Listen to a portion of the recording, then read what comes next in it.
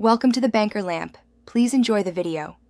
You start now by confirming the firmware reports legacy mode and secure boot off. Don't stall. Back up your data and make a Windows recovery USB, because switching modes can break boot. Once done, reboot directly into UEFI/BIOS. Press the vendor key F2, F10, Del, or choose Advanced Startup UEFI firmware settings. When you land in firmware, locate Boot, Advanced, or Security tabs so you can change CSM, boot mode, and secure boot in the next step.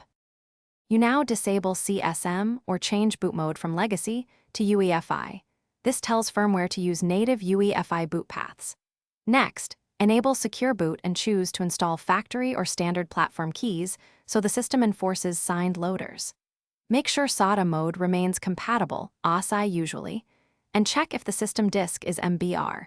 If it is, you will need to convert to GPT before committing changes to avoid boot failures. Save changes, but you finish by converting MBR to GPT when required. Use Windows MBR2 GPT tool in an elevated prompt or WinPE. Run MBR2 GPT/validate, then MBR2 GPT/convert. Once conversion succeeds, save UEFI changes and reboot. Windows should start under UEFI with Secure Boot active. If the system won't boot, immediately boot recovery media, run startup repair, or restore your backup. A single key troubleshooting tip: if problems persist, update your